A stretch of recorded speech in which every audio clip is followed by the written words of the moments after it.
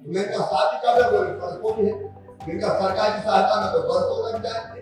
और तभी मन में भाव आया क्या एक शादी हम नहीं कर सकते, और उस बिटिया की शादी अपने मित्रों के सहयोग से की, इतना आनंद प्राप्त हुआ मैं उसका शब्दों में बयान नहीं कर सकता। आपका संकल्प है धर्म के प्रचार का, कैंसर हॉस्पिटल का ये पवित्र संकल्प है। मैं इस संकल्प को प्रणाम करता हूँ। लाखों की संख्या में उपस्थित आप सब ऐसे भक्त हैं जो बालाजी के दर्शन करके लोक कल्याण के भाव से पधारे।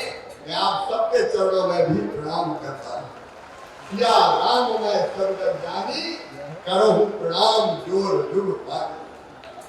लेकिन आज मेरा मन आनंद से भरा हुआ है, और इसलिए भरा हुआ है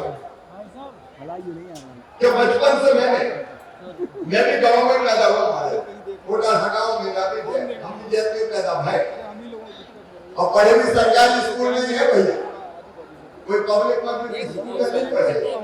तो बचपन से हमने देखते थे कि बेटा और बेटी के बीच भेद होता है, बेटा ज्यादा लाडला होता है और बेटियां कम प्यारी होती है।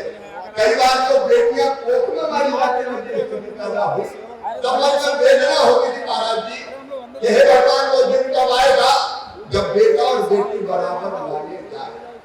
बीच में महाराज जी मैं विधायक बन गया, मैं आज कन्या विवाह अवसर पर वो घटना सुनाना चाहता हूँ।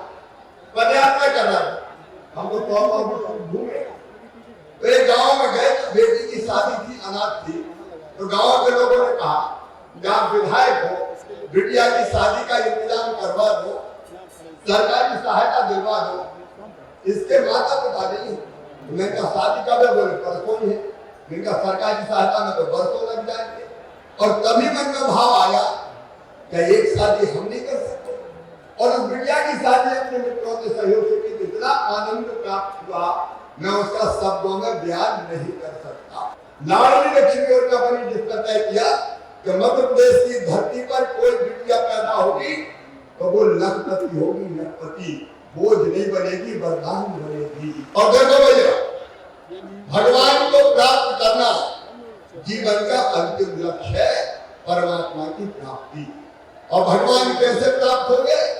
ज्ञान मार्ग, भक्ति मार्ग और कर्म मार्ग, तीन मार्ग बताए गए हैं। ज्ञान मार्ग भी हम बैठे, जो सही रास्ता हमको बताए वो है ज्ञान मार्ग, वो संत ज्ञान मार्ग है, वो भगवान को प्राप्त करते हैं। दूसरे है भक्ति मार्ग।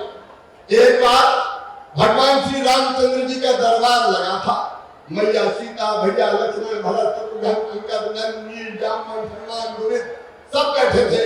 अचानक सीता जी बोली कि वैसे तो मुझे सभी पुत्र बहुत प्यारे, लेकिन पुत्रों में भी पवन पुत्र की महिमा का तो मैं वर्णन नहीं कर सकती। और ये कहकर सीता मैया ने कहा आज अयोध्या की सबसे कीमती माला मैं बजरंग को भेंट करना चाहती हूँ। और ये कहकर अपने गले से मोतियों की एक माला निकाली और हनुमान जी की गोद में डाल दी। कहा बेटा ये अयोध्या की सबसे कीमती माला है। हनुमान जी ने माला उठाई, उल्टी पलटी देखी और फिर माला तोड़ के एक मोती निकाला, देखा तोड़ा फेंक दिया, दूसरा मोती निकाला, देखा तोड़ा फेंक दिया, तीसरा मोती निकाला, देखा तोड़ा फेंक दिया। दरबार आश्चर्य बजरंग को हो गया क्या, इतने फेंकते भैया में मोतियों की माला दी, ये तोड़ के फेंक क्यों रहे? भैया बोली बेटा बजरंग बात क्या है, तू माला तोड़ के फेंक क्यों रहा है? बजरंग मुस्कुरा दिए, भैया तू भी झूठ बोलती है। तो सीता जी का मैं और झूठ, दरबार पर आश्चर्य बजरंग सीता जी से कहे कि भैया तुम भी झूठ बोलते। सीता जी तो बेटा मैंने क्या झूठ बोला? बोले भैया तू तो कहती थी हमारा अयोध्या की सबसे कीमती माला है। बोले बेटा जी भी कह रहा हूँ, कह रहे ये माला अयोध्या की सबसे कीमती माला है। बजरंग मुस्कुराए और कहने लगे भैया आप भी झूठ बोल रही है, अरे मेरे लिए तो कीमती वो है जिसमें मेरे भगवान श्री राम रहते हो, जिसमें मेरी मैया सीता निवास करती हो। और मोती तोड़ कर देख रहा हूँ, ना तो कहीं भगवान राम दिखाई दे रहे, ना मैया सीता दिखाई दे रही है, इसलिए बेकार समझ के फेंक रहा हूँ। एक खड़े हो गए दरबार में, बजरंग क्या उसी चीज से प्यार करते हो जिसमें भगवान राम और सीता रहते हो? बोले हाँ। तो बोले शरीर से प्यार करते हो कि नहीं? सब करते, मैं भी करता हूँ। क्या बताओ तुम्हारे शरीर में कहाँ राम और सीता है? तो कहते भरे दरबार में बजरंग ने सीना चीर दिया और सारे दरबार ने देखा कि भगवान राम और सीता हनुमान जी के हृदय में विराज। यह है भक्ति मार्ग। इसमें जो चलते हैं वो भगवान को प्राप्त होते। लेकिन भैया अपन ठहरे ग्रस्त, गरीब, मध्यम वर्गीय, तो एक मार्ग और संतों ने बताया, वो है कर्म मार्ग। जिसकी तरफ जो काम तय है वो मेहनत ईमानदारी से करते चलो, भगवान मिल जाएंगे।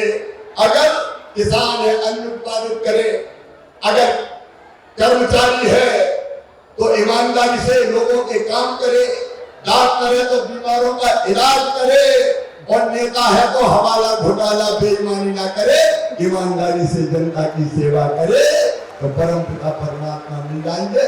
लेकिन बागेश्वर धाम को ज्ञान, कर्म और भक्ति का त्रिवेणी संगम दिखाई दे रहा है। यहाँ जितने सेवा के काम आपने सोचे, मैं आपका अभिनंदन करता हूँ मध्य प्रदेश की जनता की तरफ से। आपका संकल्प है गौशालाओं का, किसान की गाय पाले, केवल गौशाला नहीं, आपका संकल्प है धर्म के प्रचार का, कैंसर हॉस्पिटल का, ये पवित्र संकल्प है।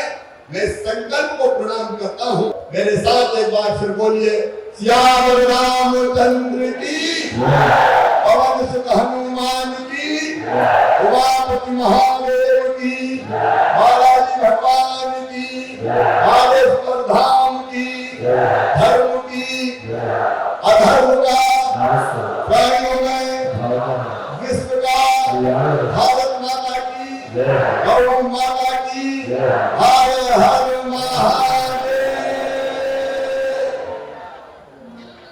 आप देख रहे हैं सौगंध टीवी, सौगंध वतन की।